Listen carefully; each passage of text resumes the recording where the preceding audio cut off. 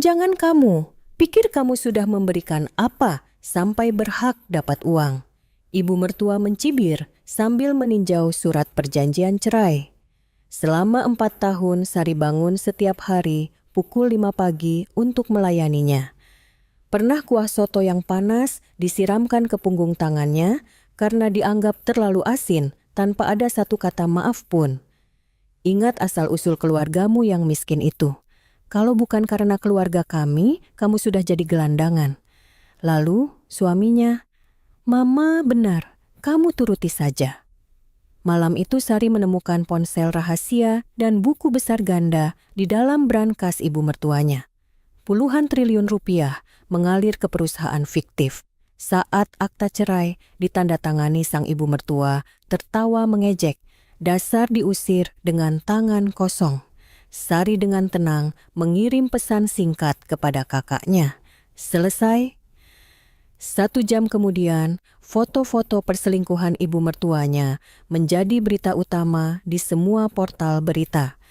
Ibu mertua konglomerat yang begitu berkuasa itu mulai runtuh. Apa yang sebenarnya terjadi? Kisah hari ini dimulai sekarang. Sebelum cerita dimulai, silakan tekan tombol subscribe dan like dan tinggalkan komentar dari mana Anda mendengarkan agar kami bisa mendoakan kebahagiaan berlimpah untuk Anda di sana. Pukul 5 pagi di sebuah kawasan perumahan elit di jantung kota Jakarta berdiri sebuah rumah mewah 3 lantai.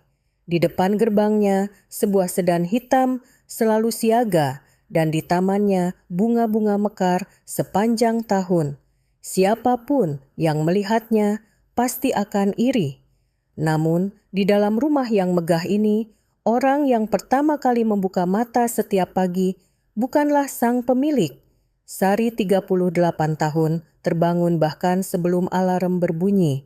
Dalam kegelapan, ia menatap langit-langit kamar sambil merangkai daftar pekerjaan yang harus dilakukannya hari ini. Di sebelahnya, suaminya masih terlelap mendengkur. Sari menyingkap selimut tanpa suara dan bangkit. Saat ia turun ke dapur dan menyalakan lampu jam menunjukkan pukul 5.10 pagi. Sari mengenakan celemek dan membuka kulkas. Ia harus memasak soto Betawi dan 12 jenis lauk pauk kesukaan ibu mertuanya. Ia mulai mengiris daging meracik bumbu dan menumis sambal. Ia juga harus merebus jamu dengan berbagai rempah. Tangan Sari bergerak dengan presisi layaknya mesin. Bagaimanapun ia sudah hidup seperti ini selama 4 tahun. Pukul 7 ibu mertuanya turun ke ruang makan. Sang ibu mertua berusia 68 tahun adalah direktur utama Suryo Kencana Group. Ia mengenakan blus putih dan celana panjang hitam, penampilan yang selalu rapi tanpa celah. Sari membungkuk untuk memberi salam. Ibu mertuanya duduk di kursi sambil memandangi Sari dari atas ke bawah. Tatapan itu membuat bahu Sari secara otomatis membungkuk. "Sari sini." Saat Sari mendekat, ibu mertuanya menarik ujung lengan blus Sari. "Apa ini? Kamu setrika atau tidak?" Katanya, lulusan universitas ternama, tapi begini saja tidak bisa. Wajah Sari memerah. Ia yakin sudah menyetrikanya tadi malam, mungkin kusut saat ia bergerak. "Maaf Bu, saya setrika ulang." "Sudah tidak usah, kita makan saja." Ibu mertuanya mengangkat sendok. Sari berdiri di sampingnya, siap melayani. Ibu mertuanya mencicipi sesendok kuah soto, lalu mengerutkan kening. "Ini rasa apa asin sekali tidak bisa dimakan." Sebelum Sari sempat menjawab, ibu mertuanya mengangkat mangkuk soto dan menumpahkannya di depan Sari. Kuah panas itu mengalir di meja dan jatuh tepat di atas punggung tangan Sari. "Ah!" Pekik kesakitan singkat keluar dari mulutnya. Sari secara refleks menggenggam tangannya. Punggung tangannya memerah dan terasa panas. Rasa perih yang menyengat seolah akan melepuh menyebar ke seluruh lengannya. "Bu, tangan saya melepuh," kata Sari dengan suara bergetar. Ibu mertuanya tidak menjawab. Ia hanya menyeka bibirnya dengan serbet, lalu bangkit dari kursi, meninggalkan ruang makan tanpa menoleh sedikit pun. Sari terpaku di tempatnya menatap punggung tangannya yang merah dan bengkak. Bukan hanya tangannya yang terasa panas, sesuatu di dalam dadanya terasa mendidih. Saat itu suaminya Bayu masuk ke ruang makan sambil memegang ponsel. Suara game terdengar dari layarnya. Sari mengulurkan tangannya. "Mas, tanganku melepuh. Ibu tadi menumpahkan soto." Bayu tidak mengalihkan pandangannya dari layar. Jari-jarinya sibuk bergerak di atas layar. Oh iya, nanti olesi salep saja. Hanya itu, ia bahkan tidak menoleh. Tangan Sari masih terulur di udara. Malam itu ada acara kumpul keluarga. Perayaan ulang tahun ke-70 adik perempuan ibu mertuanya. Sekitar 20 orang berkumpul di sebuah restoran mewah. Sari duduk di sudut melayani para orang tua. Ketika makan malam hampir selesai, ibu mertuanya tiba-tiba berkata dengan suara keras, "Sari ini sudah menikah 4 tahun, tapi belum punya anak juga. Mungkin memang tidak subur." Suasana menjadi hening. 20 pasang mata serentak menoleh ke arah Sari. Wajah Sari memucat. Tangannya yang memegang sendok menegang. Bu Kami kan masih berencana. Rencana apa? Usiaku sudah berapa masa aku tidak bisa menimang cucu? Sari tidak bisa berkata-kata lagi. Ia menunduk dan hanya mengaduk-aduk nasinya. Tatapan para kerabat terasa menusuk. Terdengar suara seseorang terkikik. Dalam perjalanan pulang, ibu mertuanya kembali berkata, "Sari, coba pikirkan kondisi keluargamu. Kalau bukan karena keluarga kami, kamu mau jadi apa?" Sari tidak menjawab. Ia menatap keluar jendela sambil menggigit bibirnya erat-erat. Selama 4 tahun, ia tidak pernah menerima uang saku sepeser pun. Ia juga tidak bisa mengirimkan hadiah untuk keluarganya.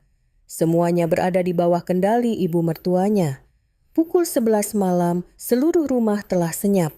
Sari turun ke ruang cuci di lantai bawah tempat yang tidak pernah didatangi siapapun. Ia berjongkok di ruang sempit antara mesin cuci dan pengering. Barulah saat itu air matanya tumpah. Ia menangis tanpa suara. Luka bakar di punggung tangannya terasa perih, tapi hatinya jauh lebih perih. Sudah 4 tahun. Dirinya yang lulusan universitas ternama dan bekerja 11 tahun di perusahaan besar kini seolah tak berarti apa-apa. Setelah lelah menangis, ia mengangkat kepala. Sorot matanya telah berubah. Dari mata yang basah, terpancar cahaya dingin. "Tidak bisa begini terus," gumam Sari dengan suara rendah. Ia mengepalkan tangannya. Punggung tangannya yang terluka terasa berdenyut, tapi Sari justru menekannya lebih keras, seolah ingin merasakan sakit itu. "Akan kubalas semua ini." Malam itu sesuatu di dalam hati Sari telah patah, dan di tempatnya sesuatu yang dingin dan keras mulai tumbuh. Belum ada yang tahu. Menantu yang pendiam ini telah mulai merencanakan sesuatu. Sejak malam sumpahnya, di ruang cuci Sari mulai berubah. Di luar, ia tetaplah menantu yang patuh. Namun, sorot matanya berbeda. Ia mulai mengamati setiap gerak-gerik ibu mertuanya dengan diam-diam. Sebenarnya, Sari mulai mencurigai ibu mertuanya sejak setahun yang lalu. Setiap hari Rabu, ibu mertuanya pergi keluar dan saat kembali, ia tampak anehnya bersemangat. Ekspresi yang tidak pantas untuk wanita seusianya. Sari merasa ada yang aneh, tapi tidak punya bukti.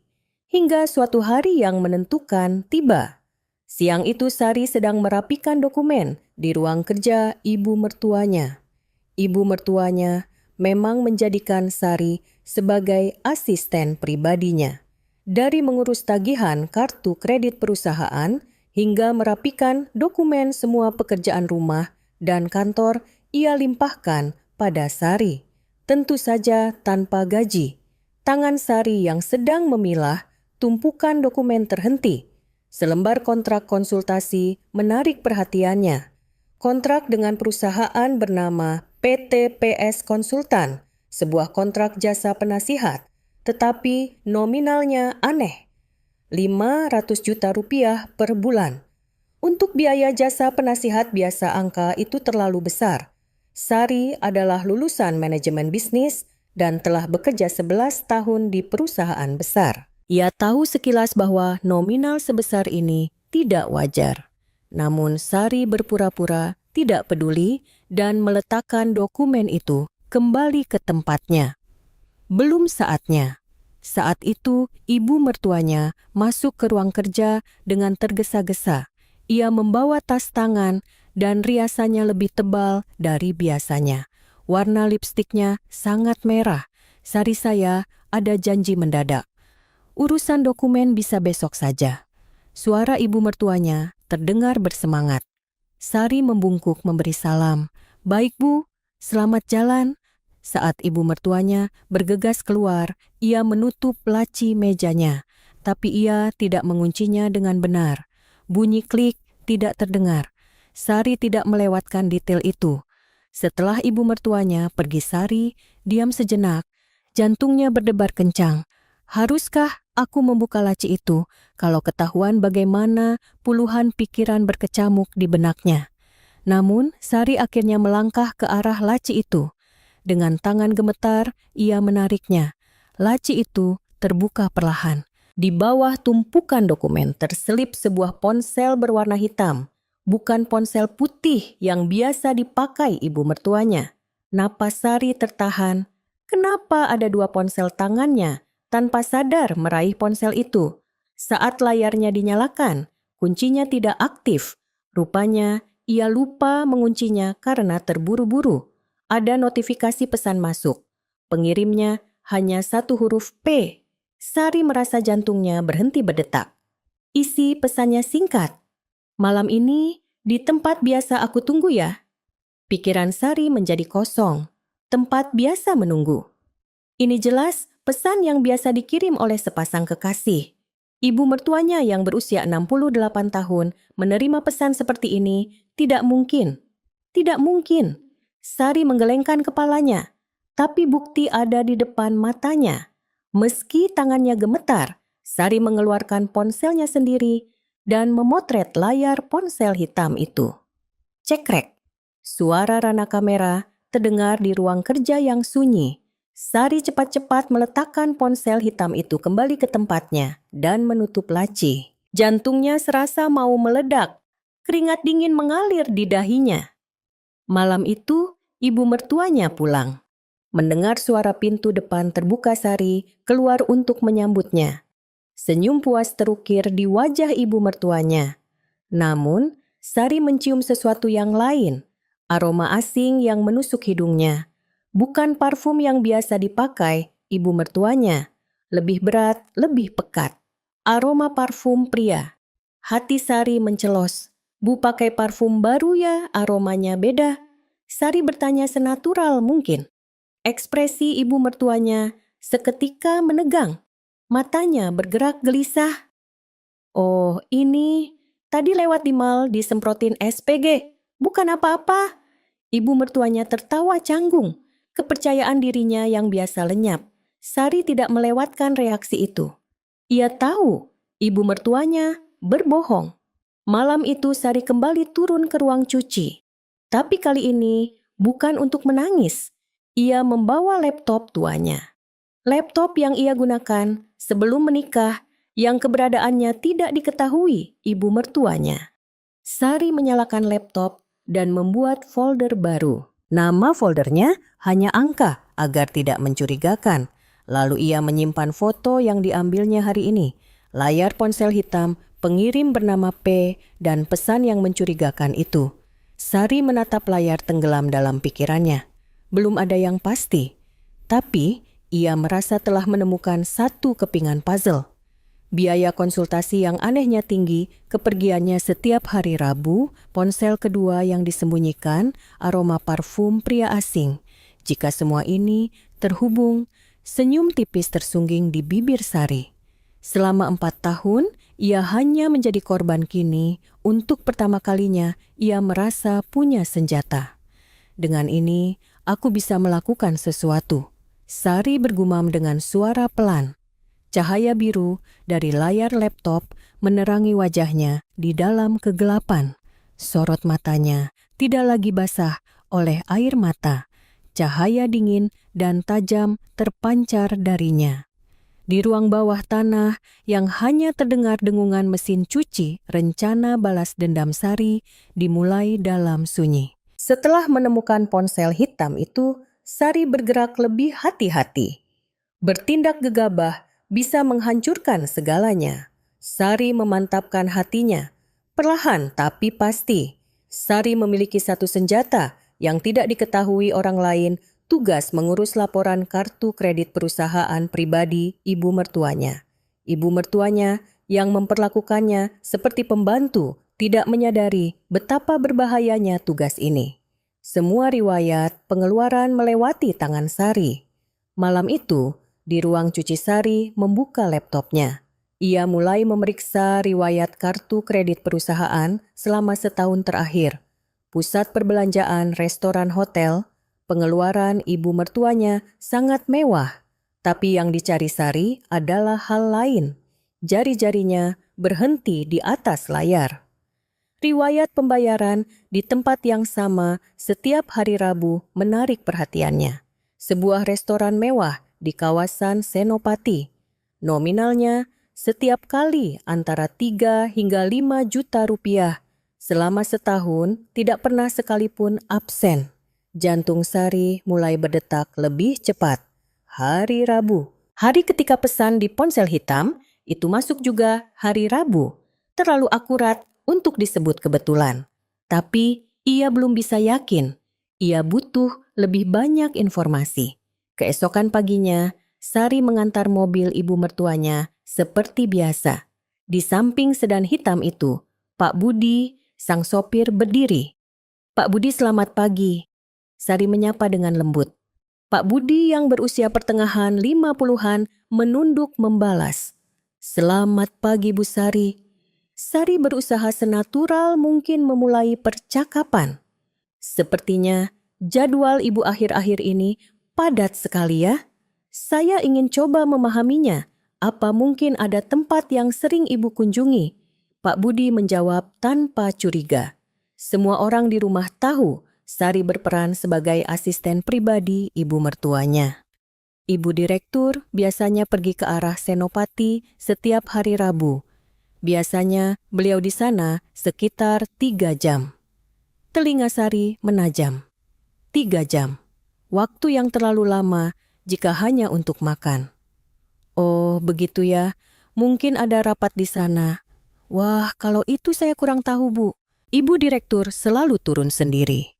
"Saya menunggu di sekitar sini saja, lalu menjemput kalau ditelepon." Turun sendiri.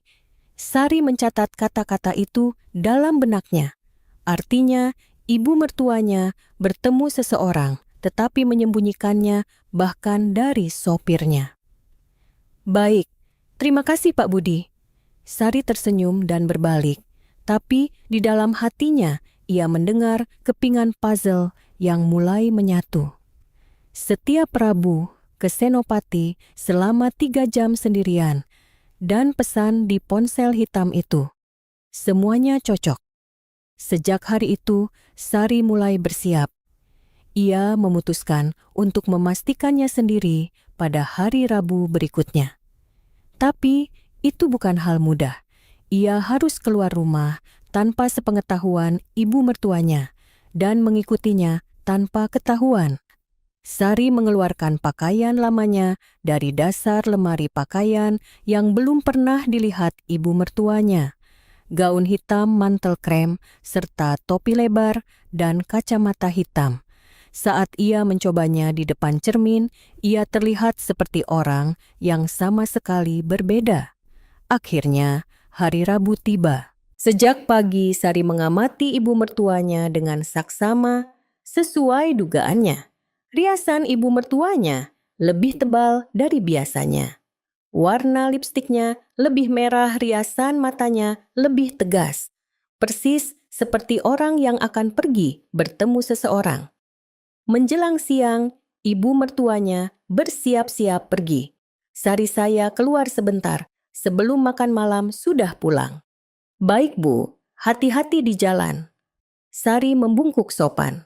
Begitu ibu mertuanya melangkah keluar dari pintu depan, sorot mata Sari berubah. Inilah saat yang ditunggunya. Sari bergegas ke kamarnya dan berganti dengan pakaian yang sudah disiapkannya. Ia memakai topi dan kacamata hitam. Setelah memeriksa penampilannya di cermin, ia menyelinap keluar rumah. Ia memanggil taksi dan menuju Senopati. Jantungnya berdebar kencang, telapak tangannya berkeringat. Rasanya seperti menjadi detektif dalam film. Perasaan aneh, campuran antara takut dan gembira. Di dalam taksi, Sari menatap keluar jendela dan berpikir. Selama 4 tahun, ia hanya diseret-seret, kini ia bergerak sendiri. Mengungkap rahasia seseorang, mengumpulkan bukti. Anehnya, ia tidak merasa takut. Justru ada perasaan hangat di dalam dadanya. Untuk pertama kalinya, ia merasa memegang kendali atas situasinya. Perasaan itulah yang memberinya kekuatan. Taksi tiba di Senopati. Sari turun di dekat restoran yang dilihatnya di laporan kartu kredit.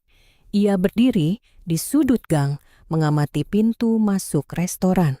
Sedan hitam ibu mertuanya terparkir di seberang jalan. Pak Budi duduk di kursi pengemudi menunggu. Sari merapatkan topinya. Sekarang tinggal menunggu. Dengan siapa ibu mertuanya keluar, kemana mereka pergi? Sari masuk ke sebuah kafe dan duduk di dekat jendela. Ia memesan secangkir kopi dan tidak melepaskan pandangannya dari pintu masuk restoran. Ia menggenggam erat ponselnya. Aplikasi kamera sudah dinyalakan, siap memotret kapan saja. Mata Sari tampak tenang, tapi di dalamnya ada api yang berkobar. Seperti pemburu yang menunggu mangsanya. Sebentar lagi, kebenaran akan terungkap. Duduk di dekat jendela kafe, Sari memegang cangkir kopinya. Kopi itu sudah dingin, tapi ia tidak berniat meminumnya. Matanya hanya tertuju pada pintu masuk restoran di seberang jalan. Waktu terasa berjalan lambat. 10 menit terasa seperti 1 jam. Musik jazz yang tenang mengalun di dalam kafe, tapi Sari tidak mendengar apa-apa. Hanya detak jantungnya sendiri yang terdengar keras. Jangan-jangan hari ini tidak datang, atau aku salah duga, pikiran cemas melintas di benaknya. Tapi Sari tidak beranjak. Ini adalah pola yang tidak pernah terlewat selama setahun. Sekitar 30 menit berlalu. Sebuah mobil mewah hitam berhenti di depan restoran. Mata Sari membelalak. Seorang pria turun dari kursi pengemudi. Pria berusia awal 50-an. Setelan jas hitam dasi perak. Badannya tinggi dan bahunya lebar. Rambutnya disisir rapi ke belakang. Pria itu membukakan pintu mobil. Dan orang yang turun dari dalam, napas Sari tercekat. Ibu mertuanya. Ibu mertuanya yang berusia 68 tahun turun dari mobil sambil memegang tangan pria itu. Sari tidak percaya dengan apa yang dilihatnya. Apa itu benar-benar ibu mertuaku? Tapi tidak salah lagi. Postur tubuhnya yang angkuh, blus putihnya, cara berjalannya. Tapi ekspresinya berbeda. Ekspresi yang belum pernah Sari lihat selama 4 tahun. Ibu mertuanya tersenyum. Senyum malu-malu seperti seorang gadis remaja. Kerutan di sekitar matanya terlihat, tapi di dalamnya terpancar kebahagiaan. Tangan Sari mulai gemetar. Ia cepat-cepat mengangkat ponselnya dan menyalakan kamera. Tangannya begitu gemetar hingga sulit fokus. Ia mengambil napas dalam-dalam. Tenang, tenang. Keduanya masuk ke dalam restoran. Sari berhasil mengambil beberapa foto, tapi karena jaraknya jauh, hasilnya tidak jelas. Ia harus lebih dekat, tapi ia tidak bisa masuk ke dalam restoran. Jika ibu mertuanya melihatnya, semuanya akan berakhir. Sari membayar kopinya dan keluar dari kafe. Ia merapatkan topinya dan memastikan kacamata hitamnya terpasang dengan benar. Ia berdiri di gang seberang restoran dan menunggu. 2 jam, 3 jam, ia akan menunggu sampai akhir. Sekitar 1,5 jam kemudian, pintu restoran terbuka dan keduanya keluar. Sari cepat-cepat mengangkat ponselnya. Tapi mereka tidak berjalan ke arah mobil. Mereka berjalan ke gang di samping restoran. Sari menjaga jarak dan mengikuti dari belakang. Jantungnya berdebar liar. Jangan sampai ketahuan. Jangan sampai ketahuan. Setelah melewati gang sebuah gedung besar, muncul sebuah hotel mewah. Sari menelan ludah. Jangan-jangan mereka ke sana. Keduanya masuk melalui pintu utama hotel. Sari ragu sejenak. Haruskah aku berhenti di sini atau mengikutinya sampai akhir? Telapak tangannya basah oleh keringat. Sari menggertakkan giginya. Jika ia berhenti sekarang, ia tidak akan mendapatkan apa-apa. Kenangan 4 tahun penderitaannya terlintas. Punggung tangan yang melepuh penghinaan di depan kerabat, hari-hari tanpa uang saku. Sari melangkah masuk ke hotel. Lobinya luas dan mewah. Lantai marmer dengan lampu kristal berkilauan.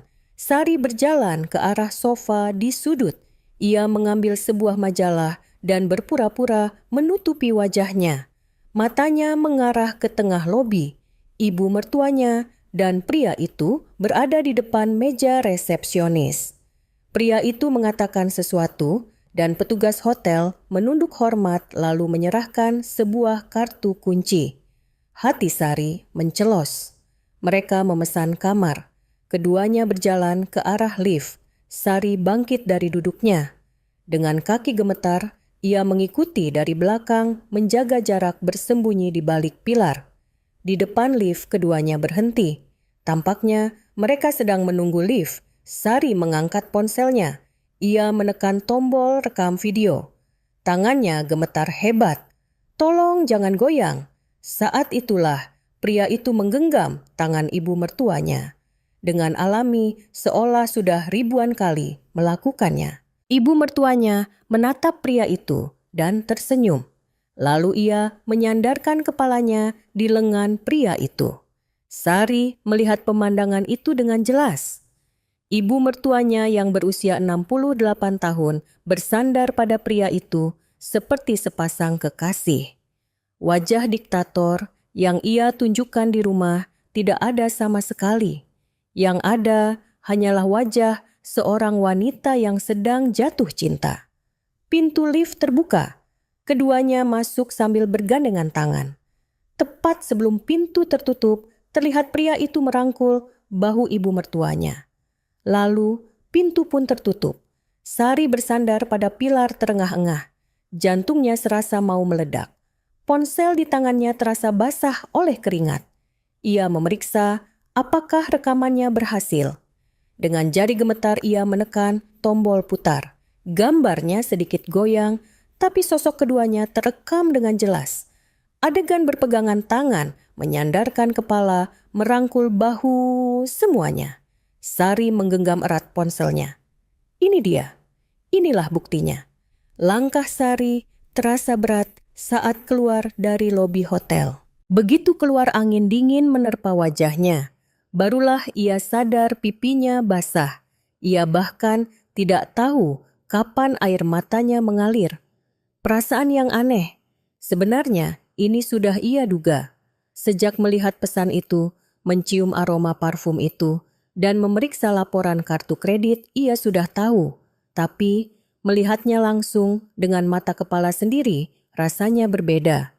Mengetahui di kepala dan merasakannya di hati adalah dua hal yang sama sekali berbeda.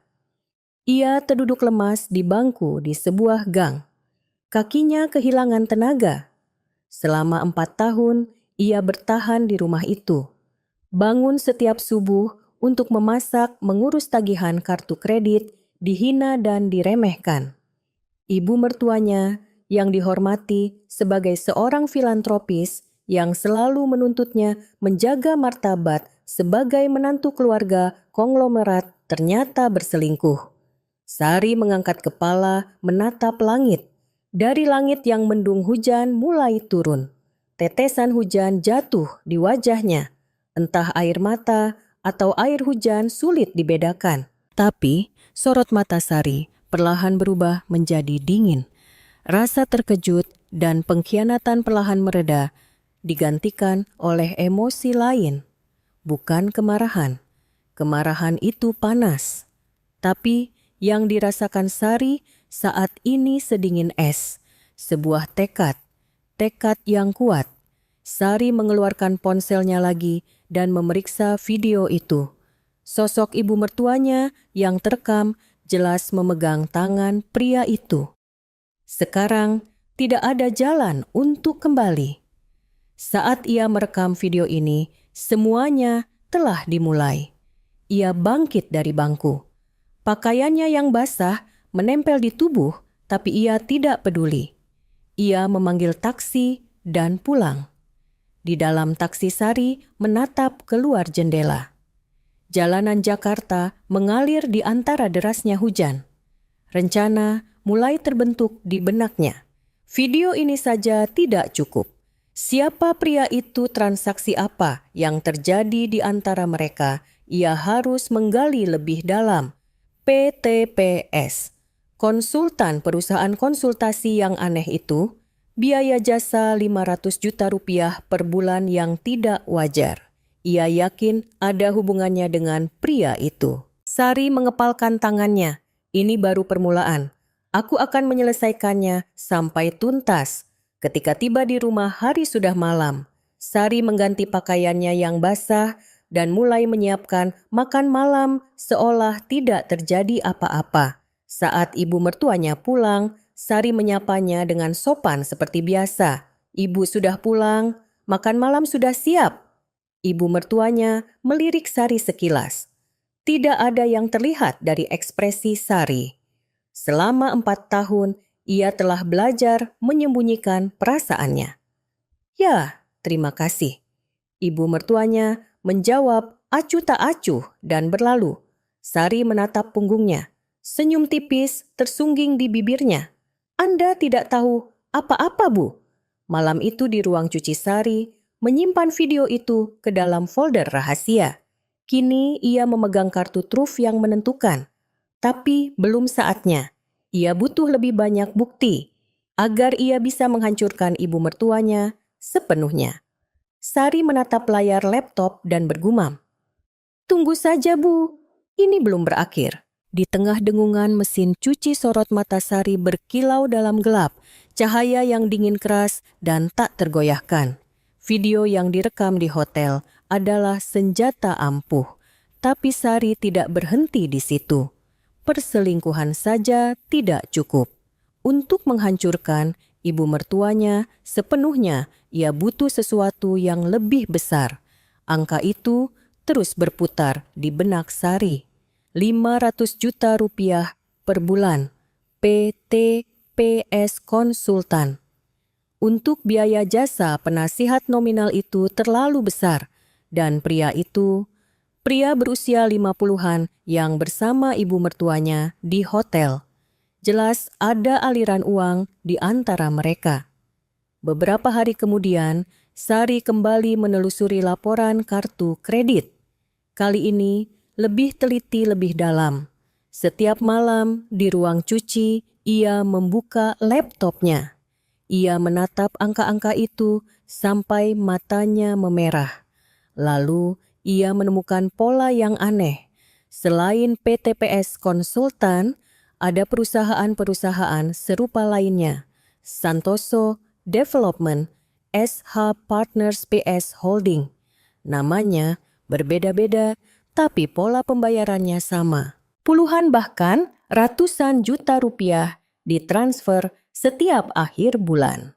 Dalam setahun miliaran rupiah telah keluar. Sari mencatat nama-nama perusahaan itu di buku catatannya. PS Santoso SH. Ada kesamaan. Ia menunjuk huruf-huruf itu dengan jarinya sambil bergumam. PS, SH, Santoso. Saat itu sebuah kilatan muncul di benaknya. PS, Prasetyo Santoso. Jika ditulis dalam bahasa Inggris Park Seong-ho, inisialnya PS. SH juga bisa menjadi inisial dari Santoso Holding. Jejak pria itu tersembunyi di semua nama perusahaan itu. Tangan Sari gemetar. Ini bukan sekadar perselingkuhan. Ibu mertuanya menggelapkan uang perusahaan dan memberikannya kepada pria itu. Penggelapan, penipuan. Kata-kata berat itu muncul di benaknya. Sari yang telah bekerja 11 tahun di perusahaan besar tahu betul betapa seriusnya kejahatan ini. Suryo Kencana Group adalah perusahaan terbuka. Jika direktur utamanya menggelapkan uang perusahaan itu adalah pelanggaran pidana ekonomi yang serius, sesuatu yang bisa membuatnya dipenjara. Tapi laporan kartu kredit saja tidak cukup sebagai bukti. Ia tidak bisa membuktikan bahwa perusahaan-perusahaan itu fiktif atau kemana uang itu mengalir. Ia butuh bukti yang lebih kuat. Suatu malam, saat Sari sedang membersihkan ruang kerja ibu mertuanya, ia mendengar ibu mertuanya sedang menelepon di ruang keluarga. Sari membersihkan debu di rak buku sambil memasang telinga. Ya, untuk bulan depan, siapkan seperti biasa. Suara ibu mertuanya terdengar rendah. Sari terus berpura-pura, membersihkan tanpa berhenti. Jantungnya berdebar kencang. Setelah telepon selesai, ibu mertuanya masuk ke ruang kerja. Ia melirik Sari sekilas, lalu berjalan ke balik sebuah lukisan besar di dinding. Sari menunduk pura-pura, mengepel lantai sambil mengamati. Ibu mertuanya menggeser lukisan itu ke samping. Di baliknya ada sebuah brankas. Sari baru pertama kali melihat brankas itu. Selama 4 tahun membersihkan ruang kerja ini, ia tidak tahu ada brankas di balik lukisan itu. Ibu mertuanya mulai menekan angka di brankas. Sari melirik mencoba melihat jari-jari ibu mertuanya. Tapi sudutnya tidak pas, ia tidak bisa melihat angkanya. Saat itu, ibu mertuanya bergumam sendiri. Tanggal pertemuan pertama kita, telinga Sari menajam.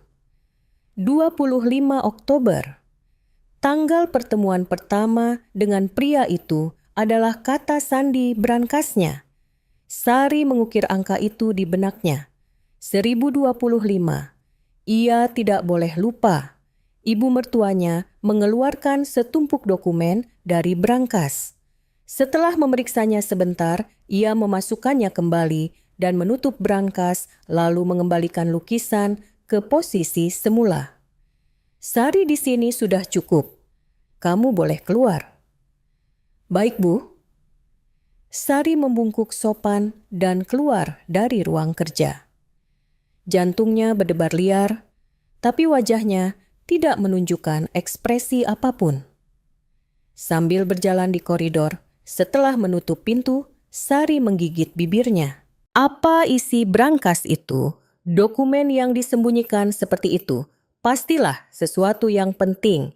Mungkin bukti menentukan yang dicari Sari ada di dalamnya. Ia menunggu kesempatan.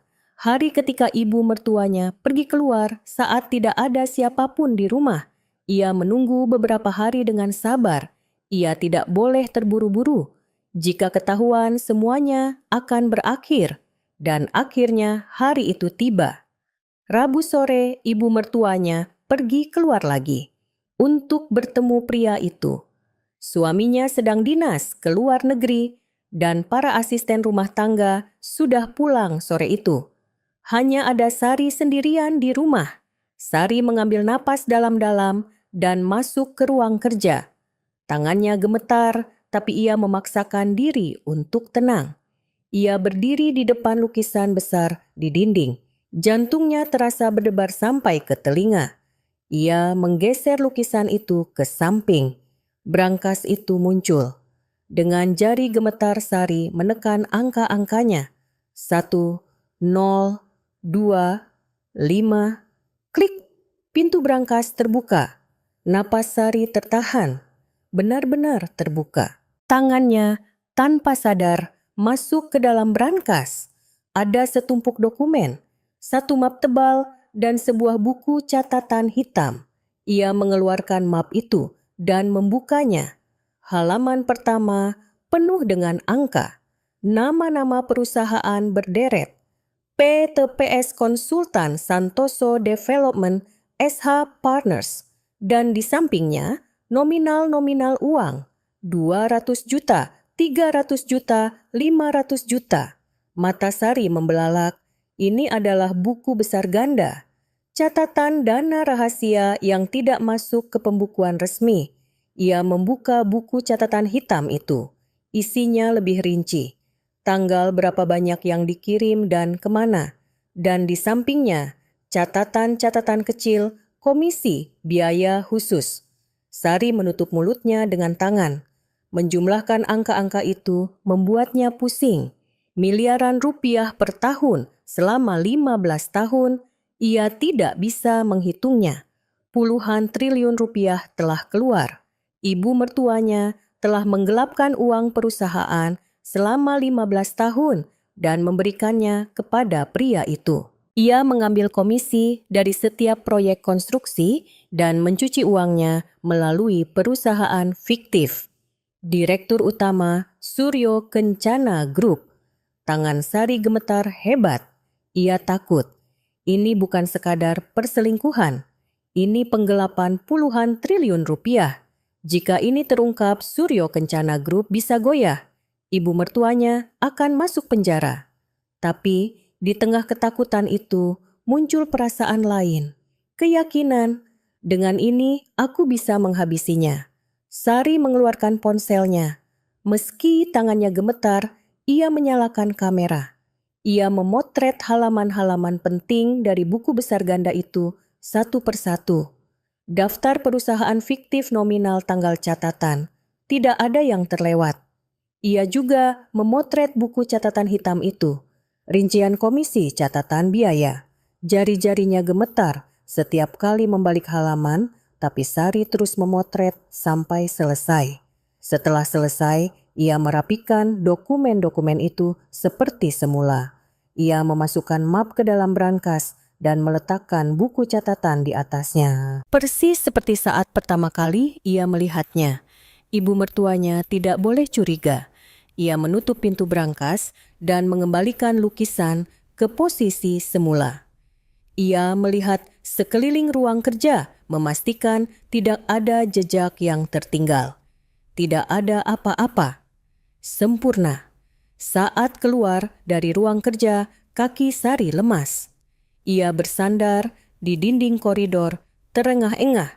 Keringat membasahi seluruh tubuhnya, tapi senyum tersungging di bibirnya. Sekarang semua kartu ada di tangannya. Video perselingkuhan, bukti penggelapan. Dengan ini, ia bisa menghancurkan ibu mertuanya sepenuhnya. Malam itu di ruang cuci Sari menyimpan semua foto ke dalam folder rahasia. Ia mengganti nama file dengan angka-angka acak agar tidak bisa dikenali siapapun.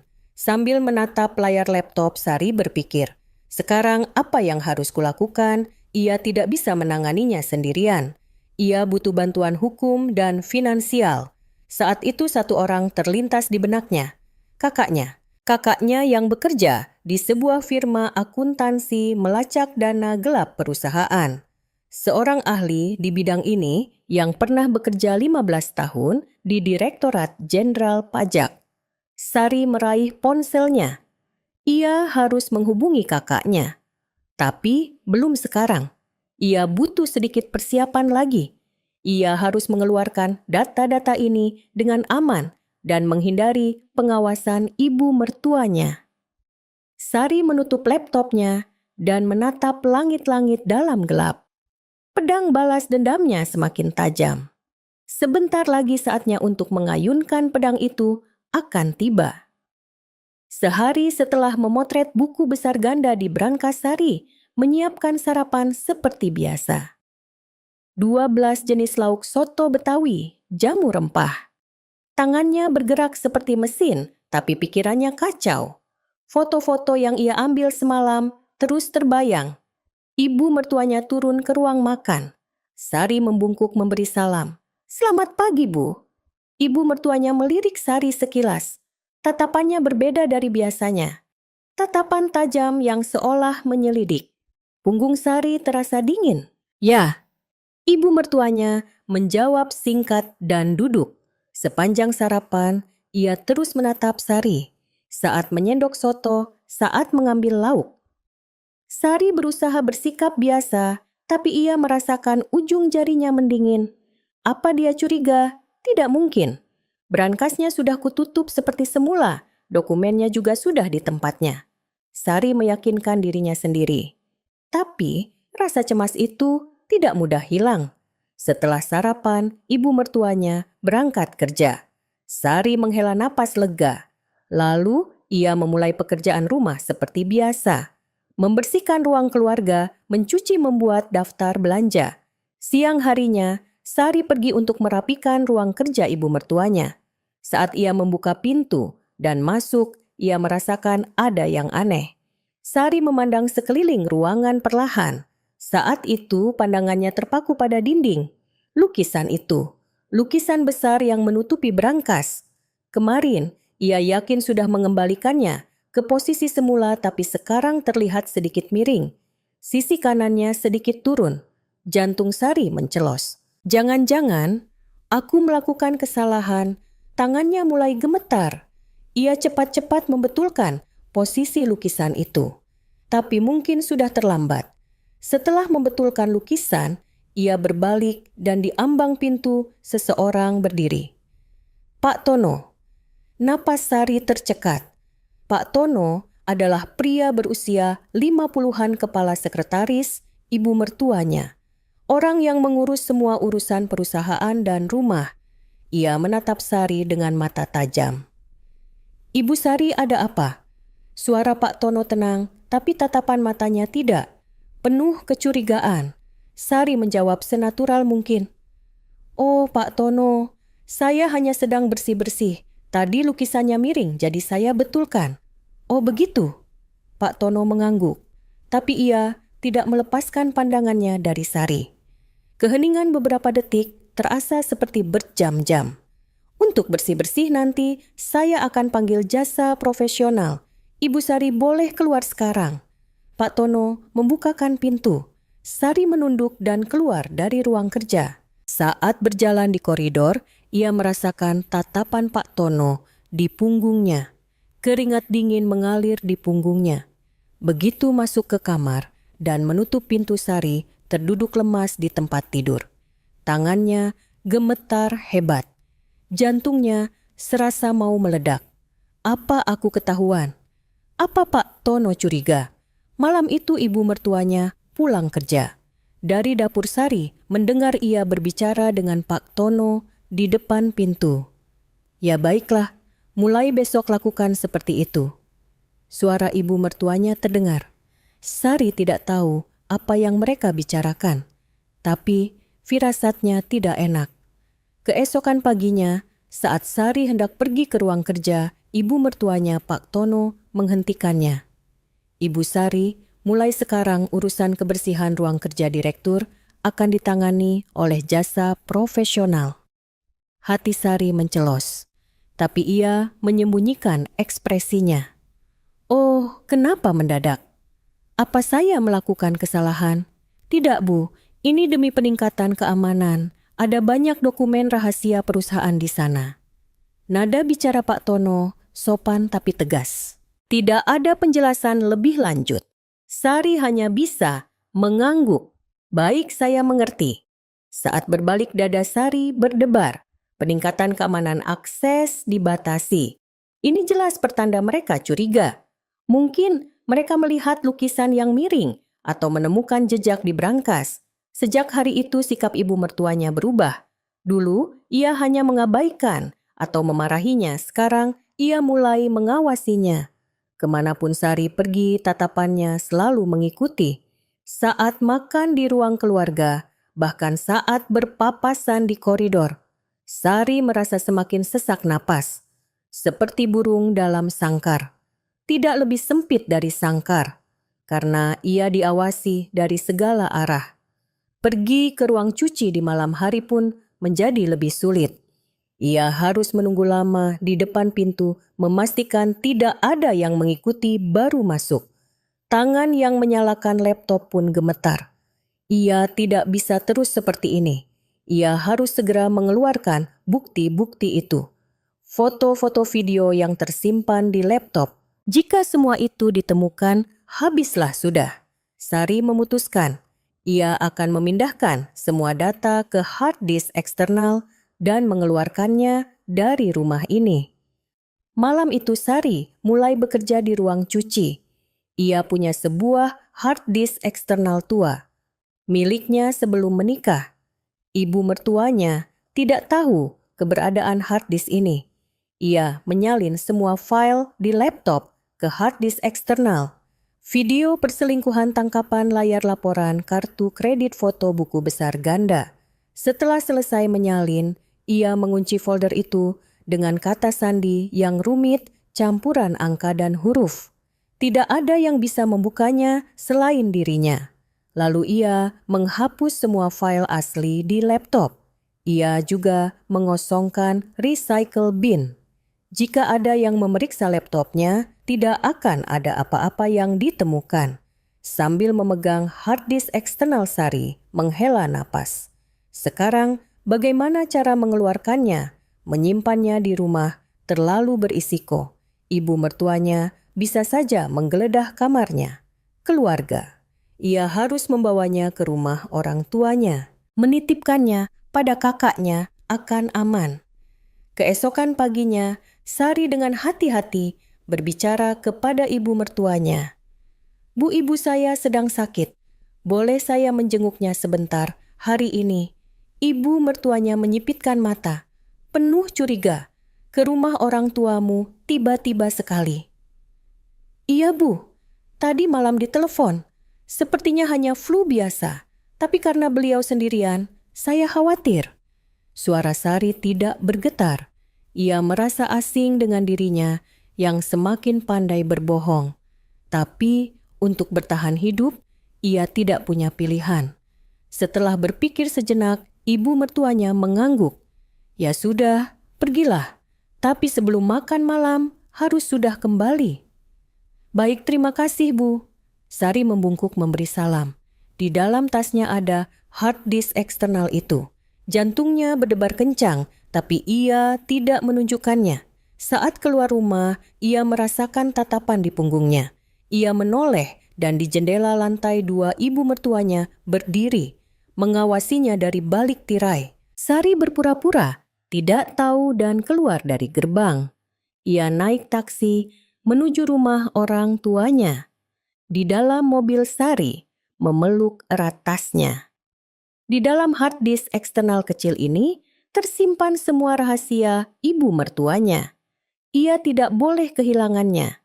Setibanya di rumah orang tuanya, kakaknya sudah menunggu.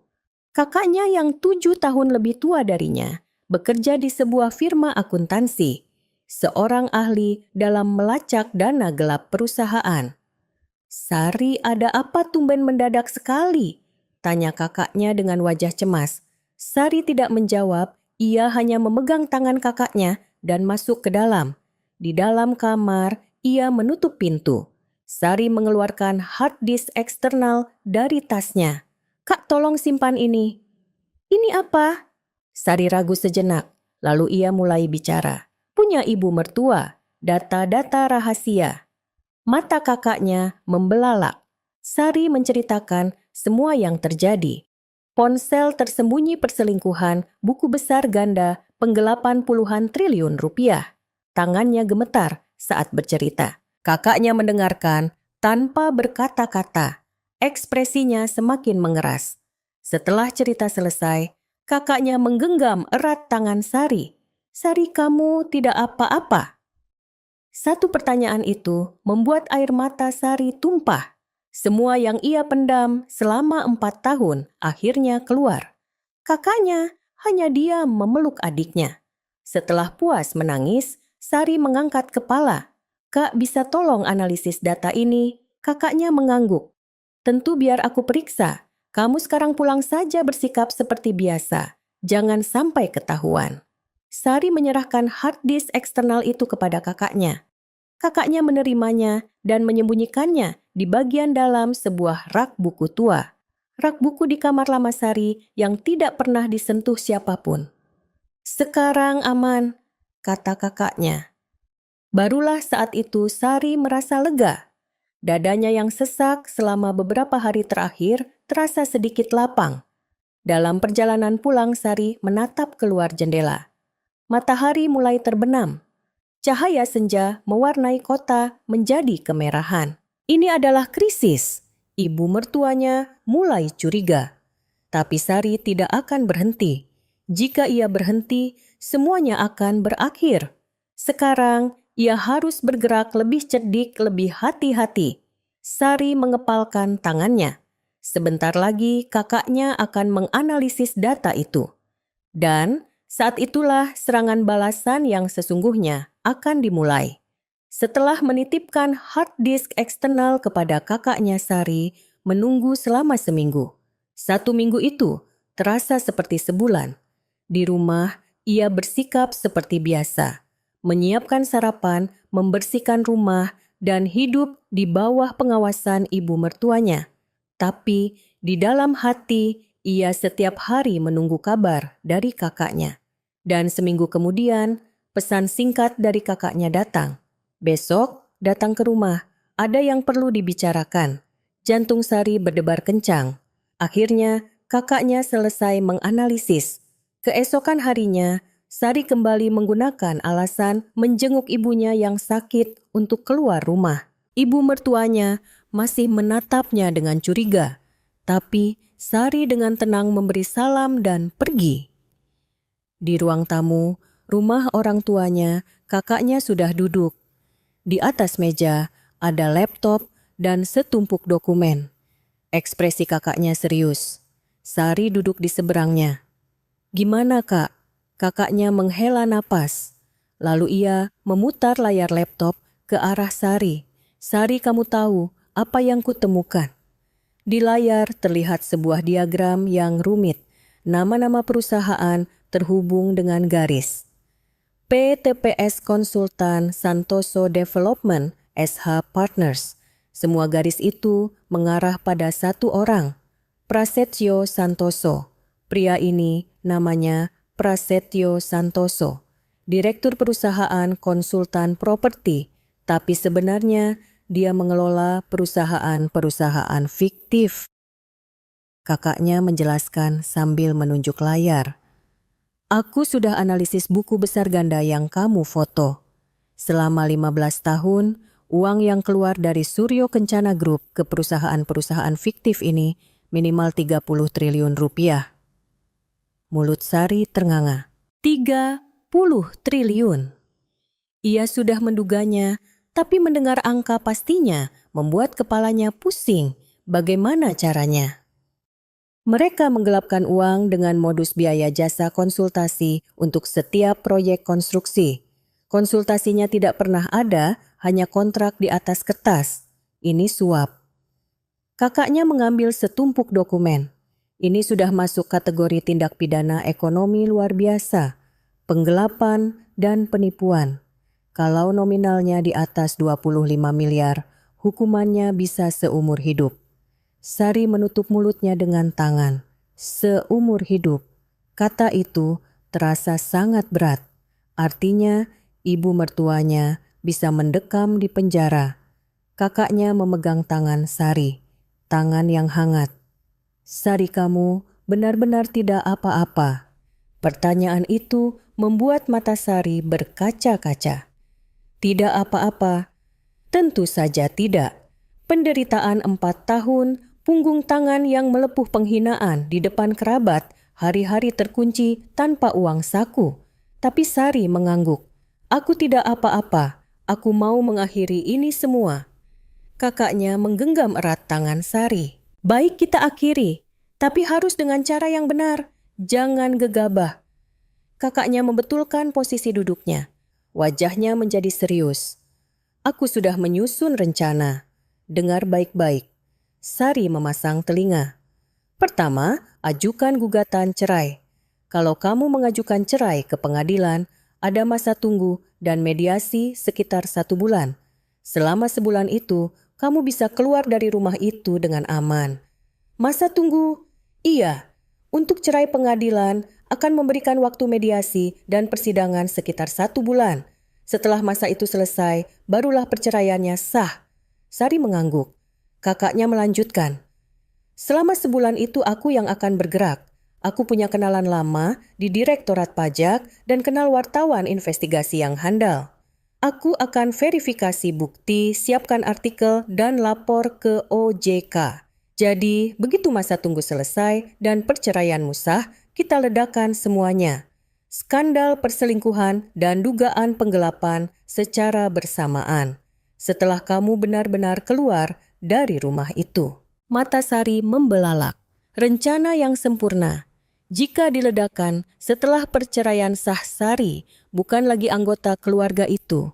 Sekeras apapun ibu mertuanya melawan, ia tidak bisa menyentuh Sari. Terima kasih, Kak. Suara Sari bergetar. Kakaknya tersenyum pahit. Terima kasih untuk apa kamu adikku. Kamu sudah sangat menderita. Sari tidak bisa menjawab. Ia menunduk dan air matanya menetes. Selama 4 tahun, ia bertahan sendirian. Tidak bisa bercerita kepada siapapun, hanya memendamnya sendiri. Tapi sekarang, kakaknya ada di sampingnya. Fakta bahwa ia tidak sendirian, ia tidak tahu bahwa itu bisa memberikan kekuatan sebesar ini. Setelah puas menangis, Sari mengangkat kepala. Sambil menyeka air mata, ia bertanya, "Surat gugatan cerainya bagaimana?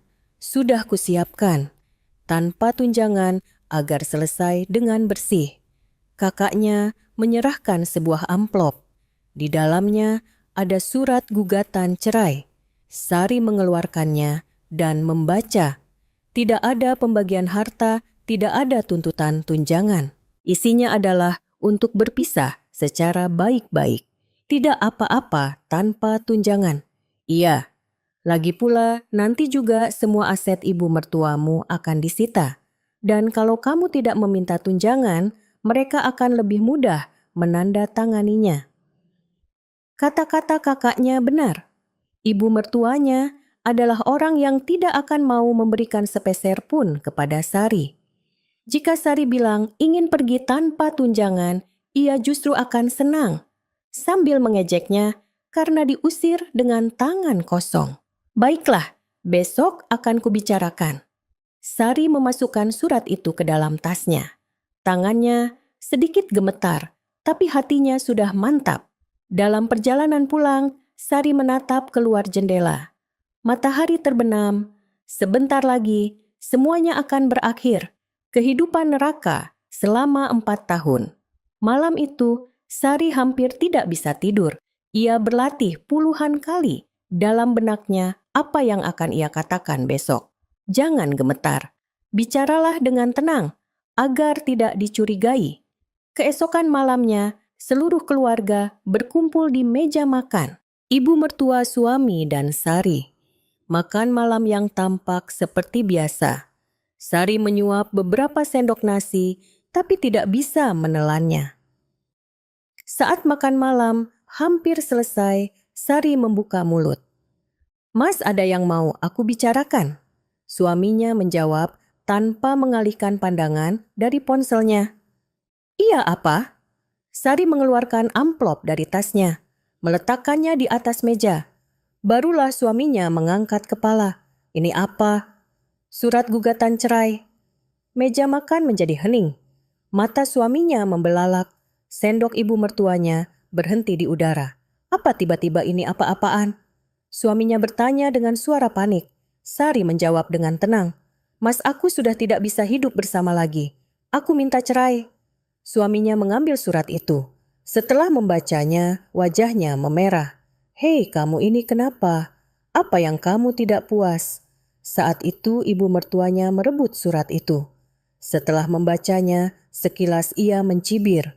"Sari, apa ini? Kamu tidak minta tunjangan." Sudut bibir ibu mertuanya terangkat. Ekspresi mengejek. "Lagi pula, tidak ada yang akan kuberikan. Masuk dengan tangan kosong, keluar juga dengan tangan kosong. Sari tidak menjawab. Reaksi yang sudah ia duga. Ibu mertuanya menatap suaminya. Bayu cepat tanda tangani dan suruh dia pergi. Suaminya menatap ibunya dengan bingung. "Bu, tapi ini..." Tapi apa mau menahan orang yang mau pergi? Untuk apa? Anak juga tidak ada. Kata-kata ibu mertuanya setajam pisau. Tapi Sari tidak merasa sakit. Hatinya sudah tidak punya ruang lagi untuk terluka oleh kata-kata seperti itu. Suaminya menghela napas dan menandatangani surat itu. Sari juga menandatangani di bagiannya. Ibu mertuanya menyaksikannya dengan tangan bersedekap. "Jangan menyesal dan berpikir untuk kembali. Kamu tidak akan bisa menginjakkan kaki di rumah ini lagi." Sari membungkuk memberi salam. "Baik, Bu. Terima kasih untuk selama ini." Suaranya tenang, tapi di dalam hati ia berkata lain. "Tunggu saja, Bu. Sebentar lagi kita akan lihat siapa yang akan menyesal." Keesokan harinya, Sari mendaftarkan gugatan cerai ke pengadilan. Setelah pendaftaran selesai, masa tunggu 1 bulan dimulai. 30 hari. Ia hanya perlu bertahan selama 30 hari. Saat keluar dari pengadilan, Sari menatap langit. Langit yang cerah. Ia merasa dadanya sedikit lega. Ia mengeluarkan ponsel dan mengirim pesan kepada kakaknya. Pendaftaran selesai. Masa tunggu dimulai. Balasan langsung datang. "Bagus, sekarang giliranku bergerak. Sampai jumpa sebulan lagi." Sari memeluk erat ponselnya. Sekarang benar-benar dimulai. Sebulan lagi semuanya akan berakhir dan kehidupan baru akan dimulai. Senyum tipis tersungging di bibir Sari. Untuk pertama kalinya dalam 4 tahun senyum yang tulus. Masa tunggu 1 bulan dimulai. 30 hari. Bagi Sari 30 hari itu terasa seperti setahun. Meskipun sudah mengajukan gugatan cerai, Sari masih harus tinggal di rumah itu. Sampai masa tunggu berakhir secara hukum, ia masih menantu. Sari bersikap seperti biasa. Bangun subuh, menyiapkan sarapan, membersihkan rumah, melayani ibu mertuanya. Ia tidak boleh menunjukkan gelagat apapun. Ibu mertuanya semakin meremehkannya. Ia memperlakukannya dengan dingin secara terang-terangan, menganggapnya orang yang akan segera pergi. Sari makanannya tidak enak. "Pantas saja kamu diusir masak, begini saja tidak bisa." Sari bersihkan yang benar. "Sebentar lagi juga pergi, jadi selesaikan pekerjaanmu sampai akhir." Sari hanya menunduk tanpa berkata-kata. Di dalam hati, ia menghitung hari. 29 hari, 28 hari, 27 hari. Setiap hari berlalu, hitung mundur bergema di dalam hatinya. Sementara itu, kakaknya sibuk bergerak. Ia hanya mengirim pesan singkat seminggu sekali kepada Sari. "Berjalan lancar. Jangan khawatir. Sudah bertemu wartawan. Sedang verifikasi bukti. Sudah melapor ke OJK. Mereka sedang bersiap untuk penyelidikan." Sari membaca pesan-pesan itu dan langsung menghapusnya. Takut ada yang melihat ia memeriksa ponselnya diam-diam di kamar mandi lalu menghapus jejaknya. Sekitar pertengahan masa, tunggu kakaknya menelepon. Sari menggunakan alasan pergi belanja ke supermarket untuk keluar rumah dan menerima telepon. "Kak, ada apa?" Sari wartawan sudah mulai bergerak. Mereka sedang menyelidiki sekitar Prasetyo Santoso. Jantung Sari berdebar kencang. "Kalau begitu apa mungkin ketahuan? Karena itulah aku menelepon. Sudah ada desas-desus aneh yang beredar. Belum tahu apa, tapi ada perasaan ada sesuatu. Hati-hati." Sari mengangguk. Ia harus hati-hati. Ia tidak boleh ketahuan sampai akhir, tapi desas-desus itu menyebar lebih cepat dari yang diperkirakan. Saat masa tunggu tersisa seminggu, terjadi hal aneh. Malam itu, ibu mertuanya terlihat sangat gelisah. Sepanjang makan malam, Ia hanya menatap ponselnya. Ekspresinya muram. Kepercayaan dirinya yang biasa lenyap. "Bu, ada apa?" Sari bertanya dengan hati-hati. Ibu mertuanya membanting ponselnya ke meja. "Bukan apa-apa, tidak usah ikut campur." Tapi suaranya tajam. Jelas ada sesuatu yang mengganggunya. Sari tidak bertanya lebih lanjut. Ia hanya berpikir dalam hati. Apa dia sudah mendengar desas-desus itu? Beberapa hari kemudian, Sari tidak sengaja mendengar percakapan telepon ibu mertuanya. Saat melewati koridor, ia mendengar suara dari ruang kerja. "Apa dinas ke luar negeri?" Tiba-tiba kapan kembali, suara ibu mertuanya bergetar. Sari berhenti dan memasang telinga. "Bukan begitu, sekarang bukan saatnya halo-halo." Sepertinya teleponnya diputus. Terdengar suara sesuatu jatuh di dalam ruang kerja. Lalu, suara rintihan ibu mertuanya. "Orang gila ini, apa dia mau kabur?" Mata Sari membelalak. Kabur. Prasetyo Santoso kabur. Sepertinya ia mendengar desas-desus dan mencium bahaya. Sari cepat-cepat pergi dari tempat itu. Ia tidak boleh ketahuan. Malam itu pesan dari kakaknya datang. Prasetyo Santoso sudah ke luar negeri. Kabur. Sepertinya dia lebih cepat curiga dari yang kita duga. Sari sempat khawatir. Jika Prasetyo Santoso kabur, apa rencananya akan terganggu, tapi pesan berikutnya datang. "Tidak apa-apa. Bukti sudah kita pegang semua. Tanpa dia pun kita bisa meledakkannya." Sari menghela napas lega. Sekarang tinggal bertahan beberapa hari lagi. Dan akhirnya hari itu tiba. Hari terakhir masa tunggu. Sari terbangun sejak subuh. Cahaya matahari masuk dari jendela. Hari ini semuanya akan berakhir. Tangannya gemetar saat menyiapkan sarapan. Tapi ia menjaga ekspresinya tetap tenang. Ia tidak boleh menunjukkan apapun sampai akhir. Pukul 10 pagi, Sari bersama ibu mertua dan suaminya pergi ke pengadilan untuk konfirmasi akhir perceraian. Suasana di dalam mobil hening. Tidak ada yang berbicara. Setibanya di pengadilan, mereka duduk di ruang tunggu. Jantung Sari berdebar kencang. Sebentar lagi kebebasan akan datang. Nomor mereka dipanggil. Mereka bertiga masuk ke ruang mediasi. Petugas memeriksa dokumen. Kedua belah pihak, apakah tidak ada perubahan dalam niat bercerai? Suaminya menatap Sari.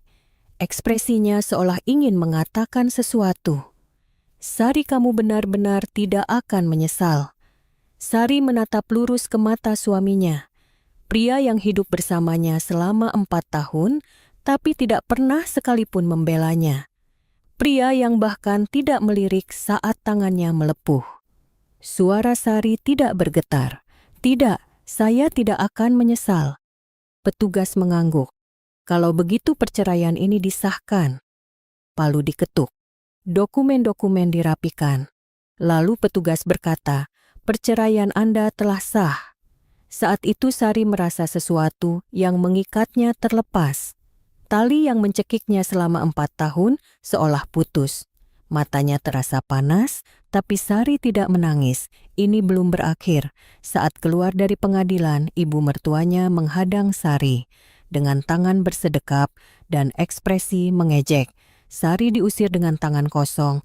"Memangnya kamu mau hidup bagaimana?"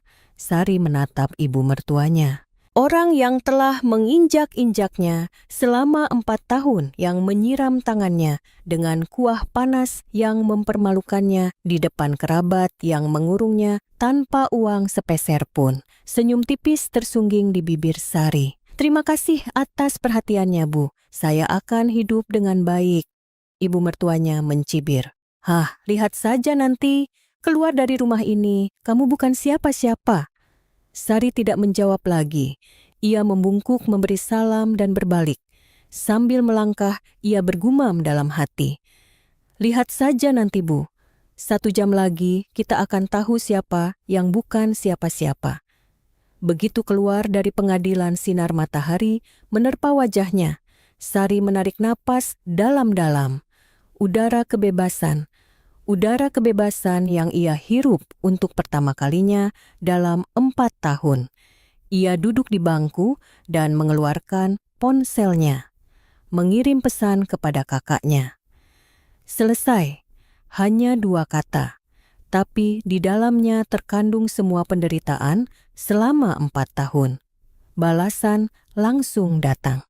Bagus, 1 jam lagi meledak, pergi ke tempat aman. Alamatnya kukirim. Jantung Sari berdebar kencang. 1 jam. 1 jam lagi dunia ibu mertuanya akan runtuh. Ia naik taksi ke alamat yang dikirim kakaknya. Sebuah apartemen studio yang tenang di pinggir kota Jakarta. Tempat aman yang sudah disewa kakaknya. Ia akan tinggal di sana sementara waktu untuk memantau situasi.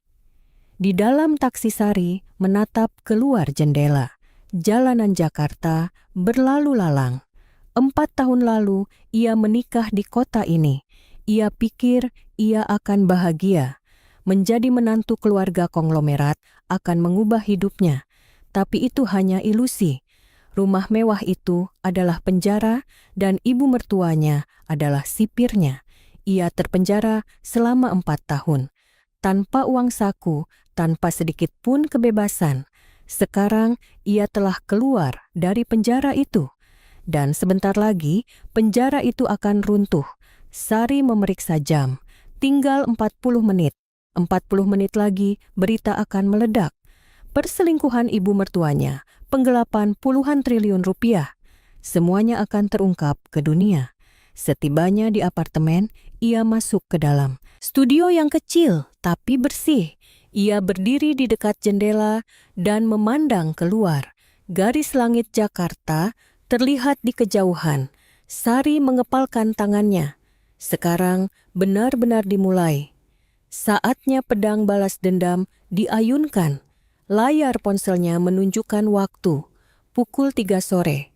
Tepat pada saat itu, di suatu tempat, sebuah artikel berita sedang diunggah. Sari perlahan membuka aplikasi berita. Jari-jarinya gemetar, tapi sorot matanya berkilat dingin. Saat di mana balas dendam yang ia pendam selama 4 tahun dimulai. Pukul 3 sore tepat. Sari berdiri di dekat jendela apartemennya, menatap layar ponsel. Ia menyegarkan aplikasi berita dengan jarinya. Sekali, 2 kali, 3 kali. Lalu layarnya berubah. Tulisan merah breaking news muncul di matanya. Saat membaca judulnya, jantung Sari serasa berhenti berdetak. Dirut Suryo, Kencana Group. Dewi Suryo diduga berselingkuh selama 15 tahun, foto mesra tersebar. Napas Sari tertahan, benar-benar meledak. Meski jarinya gemetar, ia menekan artikel itu. Sebuah foto muncul di layar. Foto-foto yang ia ambil sendiri. Ibu mertuanya dan Prasetyo Santoso berpegangan tangan di lobi hotel. Bersandar di bahu di depan lift. Meskipun buram, jelas terlihat siapa mereka. Isi artikel berlanjut. Dewi Suryo diduga telah menjalin hubungan gelap selama 15 tahun dengan Prasetyo Santoso, direktur perusahaan konsultan properti. Mereka bertemu setiap hari Rabu di Senopati dan menggunakan hotel mewah. Bukti-bukti yang dikumpulkan Sari satu persatu dimuat di artikel itu. Sari terduduk lemas di sofa. Kakinya kehilangan tenaga. Benar-benar dimulai.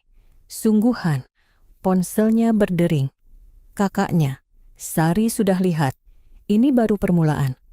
Iya sudah, Kak benar-benar meledak. Jadi berita utama di semua portal. Trending topik nomor 1. Beberapa hari ke depan akan ada lagi yang meledak. Kamu diam saja di sana. Setelah telepon, ditutup Sari kembali menatap ponselnya. Ia membuka sebuah situs portal berita. Benar kata kakaknya, nama ibu mertuanya menjadi trending topik nomor 1. Tagar Dewi Suryo selingkuh, tagar skandal. Dirut Suryo Kencana. Tagar-tagar terkait berderet. Ia membuka kolom komentar. Ribuan komentar telah masuk. Katanya filantropis, ternyata di belakang begini. Selama 15 tahun menjijikan. Setelah suaminya meninggal dan mewarisi perusahaan, kelakuannya begini. Orang kaya memang begitu semua ya. Sari membaca komentar-komentar itu dengan perasaan campur aduk. Puas.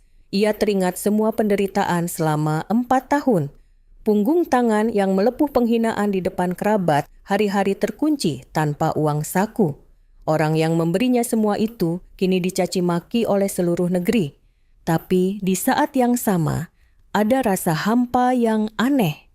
Apa ini akhirnya? Selesai seperti ini, Sari menatap keluar jendela. Matahari mulai condong ke barat. Malam itu, wajah ibu mertuanya muncul di berita. Para wartawan mengerumuni kantor pusat Suryo Kencana Group. Saat ibu mertuanya turun dari mobil, kilatan kamera menyambutnya. Ibu direktur mohon tanggapannya soal dugaan perselingkuhan. Apa hubungan Anda dengan Bapak Prasetyo Santoso? Wajah ibu mertuanya menegang, keangkuhannya yang biasa hilang. Dikelilingi oleh pengawal, ia masuk ke dalam gedung seperti melarikan diri. Sari menatap layar TV dan bergumam. Ini baru permulaan, Bu. 3 hari kemudian, bom kedua meledak. Dirut Suryo Kencana Group. Dewi Suryo diduga lakukan penggelapan dana triliunan rupiah indikasi suap melalui perusahaan fiktif. Foto-foto buku besar ganda yang diambil Sari dimuat di artikel. PTPS Konsultan Santoso Development SH Partners, daftar perusahaan fiktif dan jumlah uang yang digelapkan diberitakan secara rinci. Disebutkan bahwa selama 15 tahun minimal 30 triliun rupiah telah keluar. Kali ini komentar netizen lebih keras. Sudah selingkuh, korupsi pula. Direktur Utama Perusahaan TBK begini, bagaimana nasib para pemegang saham? Harus dipenjara, segera. Prasetyo Santoso, di mana tangkap juga. Harga saham Suryo Kencana Group anjlok, mencapai batas bawah harian. Para pemegang saham mengamuk. Media massa setiap hari menguliti masa lalu ibu mertuanya. Wajah busuk di balik topeng filantropis. 10 hari kemudian, Direktorat Jenderal Pajak memulai pemeriksaan. Para petugas mendatangi kantor pusat Suryo Kencana Group, menyita dokumen dan memeriksa para pegawai. Adegan itu disiarkan langsung di berita. Ibu mertuanya mengadakan konferensi pers darurat. Sari duduk di depan TV menyaksikannya. Ibu mertuanya berdiri di podium. Wajahnya sangat tirus. Hanya dalam 10 hari ia terlihat 10 tahun lebih tua. Saya hari ini ingin berbicara kepada seluruh masyarakat Indonesia. Suara ibu mertuanya bergetar, bukan suara diktator yang biasa didengarnya. Berita yang beredar akhir-akhir ini adalah hasil rekayasa yang jahat. Saya tidak bersalah. Dugaan penggelapan tidak berdasar. Dan kami sedang mempersiapkan langkah hukum. Para wartawan mengangkat tangan. Pertanyaan bertubi-tubi dilontarkan. Ibu Direktur, bagaimana Anda menjelaskan foto-foto mesra itu? Ditemukan nama orang dekat Anda di rekening perusahaan fiktif, bagaimana tanggapannya? Mengapa Bapak Prasetyo Santoso melarikan diri ke luar negeri? Wajah ibu mertuanya memucat. Bibirnya bergetar. Ia tidak bisa memberikan jawaban yang jelas. Itu akan saya diskusikan dengan pengacara saya. Desakan para wartawan semakin kuat. Ibu mertuanya akhirnya turun dari podium, melarikan diri dari ruang konferensi pers. Para pengawal menghalangi wartawan, tapi kilatan kamera tidak berhenti. Sari menyaksikan adegan itu dengan perasaan campur aduk. Apa orang itu benar-benar ibu mertuaku? Orang angkuh yang telah menginjak-injakku selama 4 tahun, ibu mertua di layar TV itu hanyalah seorang wanita tua yang menyedihkan. Seharusnya ia merasa puas. Mengingat penderitaan 4 tahun, seharusnya ia bersorak. Tapi anehnya, ada rasa hampa di sudut hatinya. Apa balas dendam memang seperti ini Sari, mematikan TV dan menatap keluar jendela. 2 minggu kemudian, pukulan terakhir dilancarkan. Kejaksaan menggeledah kantor pusat Suryo Kencana Group dan kediaman ibu mertuanya. Para penyidik mendatangi rumah mewah tempat Sari tinggal selama 4 tahun. Brankas di ruang kerja dibuka. Buku besar ganda dan buku catatan hitam disita. Malam itu, ibu mertuanya ditangkap oleh Kejaksaan Agung. Tindak pidana ekonomi luar biasa. Dugaan penggelapan dan pencucian uang. Di TV ditayangkan adegan ibu mertuanya diborgol dan dinaikkan ke mobil tahanan. Sari menatap layar itu. Wajah ibu mertuanya dipenuhi rasa malu dan amarah. Ia menunduk menghindari kamera, tapi kilatan kamera wartawan tanpa ampun menyinarinya. Ibu direktur sepatah kata untuk masyarakat, apakah Anda mengakui tuduhan? Ibu mertuanya tidak bisa membuka mulut. Ia hanya didorong masuk ke dalam mobil tahanan. Pintu ditutup dan mobil pun berangkat. Di hari yang sama, rapat umum pemegang saham luar biasa Suryo Kencana Group diadakan. Secara aklamasi, Dewi Suryo dipecat dari jabatannya. Momen di mana keluarga pendiri terusir dari perusahaan yang telah berdiri selama 50 tahun. Suaminya juga tidak selamat. Sebagai jajaran direksi, ia diduga terlibat dalam penggelapan. Ia diperiksa dan kehilangan jabatannya. Anjloknya harga saham menyebabkan kerugian miliaran rupiah dan utang itu jatuh ke tangan suaminya. Kakaknya menelepon. Sari sudah selesai. Semuanya sudah selesai. Sari terdiam lama. Benarkah sudah selesai? Setelah persiapan selama 4 tahun, menunggu sebulan, dan mengawasi selama 2 minggu, apakah benar-benar sudah selesai? Kak, aku berhasil. Ya, kamu berhasil. Setelah telepon, ditutup Sari berdiri di dekat jendela. Malam telah tiba. Gemerlap lampu kota Jakarta berkilauan. 4 tahun lalu ia menikah di kota ini. Dan selama 4 tahun ia hidup di neraka. Sekarang neraka itu telah berakhir. Ibu mertuanya dipenjara suaminya terlilit utang. Keluarga konglomerat yang mewah itu runtuh dalam sekejap. Air mata mengalir dari mata Sari. Bukan kesedihan, tapi kelegaan. Semua yang ia pendam selama 4 tahun mengalir menjadi air mata. Aku berhasil, gumam Sari dengan suara pelan. Sambil menatap pemandangan malam, ia mengepalkan tangannya. Balas dendam telah berakhir. Sekarang yang tersisa hanyalah awal yang baru. 3 bulan berlalu. Di sebuah sel dingin, di rutan Salemba Dewi Suryo, menatap pengacaranya dari balik jeruji. Wanita yang pernah menjadi direktur utama Suryo Kencana Group itu kini mengenakan seragam tahanan. Wajahnya kusam dan rambutnya dipenuhi uban yang semakin banyak. Bagaimana permohonan penangguhan penahanannya? Suara Dewi serak, pengacaranya menggeleng. Ditolak, Bu. Ada kekhawatiran ibu akan menghilangkan barang bukti dan melarikan diri. Wajah Dewi menegang. Ia memukul meja dengan kepalan tangannya. Melarikan diri? Aku mau lari kemana? Prasetyo, bagaimana dengan orang itu? Pengacaranya menghela napas. Masih belum bisa dihubungi, Bu. Jejaknya hilang di luar negeri. Air mata mengalir dari mata Dewi. Air mata kemarahan. Pria yang telah bersamanya selama 15 tahun, pria yang telah ia beri puluhan triliun rupiah. Pria itu telah meninggalkannya dan kabur.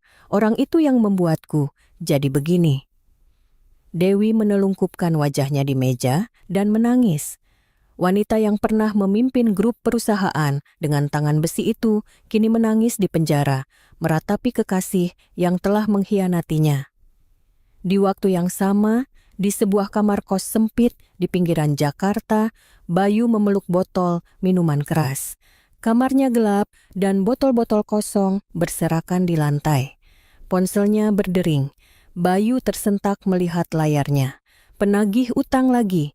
Ia tidak mengangkatnya. Ia hanya menutupi dirinya dengan selimut sampai deringnya berhenti. Perusahaan bangkrut. Setelah ibunya ditangkap dan harga saham anjlok, ia terlilit utang miliaran rupiah. Rumah, mobil semuanya disita. Yang tersisa hanyalah kamar kos sempit ini. Bayu menenggak minumannya. Lalu tiba-tiba ia teringat Sari, istrinya selama 4 tahun. Ia teringat bagaimana ia mengejeknya saat bercerai, menyuruhnya pergi dengan tangan kosong. Ia meraih ponselnya dan menekan nomor Sari. Nada sambung terdengar. Tapi yang kembali adalah suara mesin yang dingin. Nomor yang Anda tuju sedang tidak aktif. Bayu meletakkan ponselnya. Sambil menatap langit-langit kosong, ia bergumam. "Sari, aku harus bagaimana? Tidak ada jawaban. Hanya bau alkohol yang memenuhi kamar kos yang hampa." Saat itu di sebuah gedung perkantoran di Jakarta, Sari berada di dalam kantor barunya. Sinar matahari masuk dari jendela. Dinding putih meja, bersih kursi baru. Kantor yang baru selesai direnovasi. Di samping pintu terpasang sebuah papan nama. Sari Marketing Consulting. Sari menyentuh tulisan itu dengan tangannya. Sulit dipercaya. Benarkah ini perusahaanku? Uang yang ia kumpulkan selama 11 tahun bekerja di perusahaan besar sebelum menikah masih ada. Uang pesangon dan tabungan yang jumlahnya tidak sedikit. Untungnya, ibu mertuanya tidak tahu keberadaan uang itu. Dengan uang itu, Sari menyewa kantor kecil dan mendirikan perusahaan. Ia memandang sekeliling kantornya perlahan. Di atas meja ada laptop baru. Di dekat jendela ada sebuah pot tanaman kecil. Semuanya ia pilih sendiri, tanpa perlu izin dari siapapun, tanpa perlu melihat raut wajah siapapun. "Ini benar-benar milikku." Suara Sari bergetar. Matanya memerah. Selama 4 tahun, ia hidup tanpa uang saku. Ia tidak bisa melakukan apapun tanpa izin ibu mertuanya. Tapi sekarang, ia punya perusahaan sendiri, ruangnya sendiri. Saat itu, pintu terbuka. Kakaknya masuk membawa buket bunga besar. "Selamat, Sari." Sari menoleh. Senyum cerah terukir di wajah kakaknya. Sari pun tersenyum. Senyum yang lebar dan tulus. "Kakak datang? Tentu saja. Hari ini kan adikku buka kantor." Kakaknya menyerahkan buket bunga itu kepada Sari, penuh dengan mawar putih dan baby's breath. Sari menerimanya. Aroma bunga menyentuh hidungnya. "Cantik sekali. Terima kasih, Kak. Kantormu bagus. Kelihatan sekali ahlinya marketing." Kakaknya berkata sambil melihat sekeliling. Sari tersenyum malu. "Masih jauh, Kak. Klien saja belum ada." "Pasti ada. Kamu kan punya kemampuan." Kakaknya menepuk bahu Sari. Sentuhan yang hangat. Mata Sari kembali berkaca-kaca. "Kak, terima kasih banyak. Kalau bukan karena kakak, aku mungkin masih terkurung di rumah itu." Kakaknya menggeleng. "Bukan. Kamu yang berhasil. Kamu yang mengumpulkan bukti bertahan dan tidak menyerah sampai akhir. Aku hanya membantu." Sari tidak berkata apa-apa dan memeluk kakaknya. Mereka berpelukan cukup lama. Kakaknya juga memeluk Sari dengan erat. Matahari mulai condong ke barat di luar jendela. Cahaya senja menyelinap masuk ke dalam kantor. Cahaya oranye yang hangat. "Kak, malam ini kita makan malam bersama ya. Aku yang masak." "Benar nih." "Iya, sudah lama aku ingin memasak. Akan kumasakan yang enak." Dalam perjalanan pulang, mereka mampir ke supermarket, mengisi keranjang belanja dengan sayur dan daging. Sari tampak senang memilih-milih. Dulu ia hanya bisa membeli apa yang ditentukan ibu mertuanya. Sekarang ia bebas memilih apa yang ingin ia makan. Ini mau juga kakak suka jamur kan? Iya boleh. Oh tahu juga. Tawa kakak beradik itu terdengar di dalam supermarket. Sebuah keseharian yang biasa. Tapi bagi Sari itu adalah momen yang sangat berharga. Kebebasan yang ia impikan selama 4 tahun adalah hal seperti ini. Di apartemen studio kecil Sari, mereka menyiapkan makan malam, membuat sayur asem dan semur daging. Kakaknya membantu mencuci sayuran di sampingnya. Tangannya sudah sembuh, kakaknya bertanya sambil menunjuk punggung tangan Sari. Masih ada bekas luka samar di sana. Bekas luka saat disiram kuah soto 4 tahun lalu. Sari menatap punggung tangannya. Hari itu terlintas di benaknya. Kuah panas ibu mertua yang dingin, suami yang acuh tak acuh. Hatinya terasa sedikit perih. Sudah membaik, hampir tidak kelihatan lagi. Syukurlah. Kakaknya mengelus kepala Sari. Sari tersenyum. Kak, aku sudah tidak apa-apa sekarang. Sungguh, makan malam berlangsung tenang dan hangat. Kakak beradik itu duduk berhadapan dan makan. Tidak ada percakapan khusus, hanya kata-kata biasa seperti enak, makan yang banyak, rasanya pas. Tapi kesederhanaan itulah hadiah terbesar bagi Sari. Selama 4 tahun, meja makan adalah medan perang. Ia selalu tegang agar tidak dicela, selalu waspada, dan selalu merasa kecil. Sekarang ia bisa makan dengan tenang. Betapa besar kebahagiaan itu, Sari baru menyadarinya sekarang. Setelah makan dan kakaknya pulang, Sari berdiri di dekat jendela. Bintang-bintang bersinar di langit malam. Terlihat samar di antara gemerlap lampu kota. Ia teringat 4 tahun lalu. Hari pernikahannya mengenakan gaun putih penuh dengan mimpi. Ia pikir menjadi menantu keluarga konglomerat akan mengubah hidupnya. Tapi itu hanya ilusi. Rumah mewah itu adalah penjara dan kehidupan pernikahannya adalah neraka. Tapi sekarang ia telah keluar dari neraka itu. Dengan kekuatannya sendiri, mengumpulkan bukti, bertahan dan tidak menyerah sampai akhir. Hasilnya, ia berdiri di sini sekarang, di rumahnya sendiri, menjalani hidupnya sendiri. Ia membuka foto di ponselnya, foto kantor yang diambilnya siang tadi. Sari Marketing Consulting. Papan nama itu bersinar di bawah sinar matahari. Senyum tersungging di bibir Sari. Besok adalah hari pertama ia masuk kerja. Belum ada klien dan perjalanannya masih panjang. Tapi ia tidak takut. Ia telah bertahan dari neraka selama 4 tahun. Sekarang ia merasa bisa melakukan apa saja. Sambil menatap keluar jendela, Sari bergumam. Sekarang hidupku yang sesungguhnya dimulai. Suaranya tidak bergetar, tidak ada air mata, hanya ketenangan. Penderitaan 4 tahun perlahan sembuh. Angin malam menyelinap masuk dari celah jendela. Angin yang sejuk dan segar. Sari menarik napas dalam-dalam. Udara kebebasan. Besok hari baru akan dimulai. Dan hari esok itu sepenuhnya milik Sari. Hari esok di mana ia tidak perlu melihat raut wajah siapapun, tidak perlu izin dari siapapun. Hari esok yang hanya miliknya sendiri. Sari tersenyum dan menutup tirai. Malam panjang selama 4 tahun telah berakhir dan fajar yang baru akhirnya akan menyingsing. Jika cerita hari ini meninggalkan sedikit gema di hati Anda boleh mampir lagi ke sini sesekali. Jika berkenan, tinggalkan 1 kalimat hangat untuk tokoh dalam cerita ini. Perasaan itu mungkin akan membantu seseorang untuk bertahan menjalani hari esoknya. Saya tulus mendoakan hari ini dan hari esok Anda. Ini adalah Suara Kisah. Terima kasih. Terima kasih.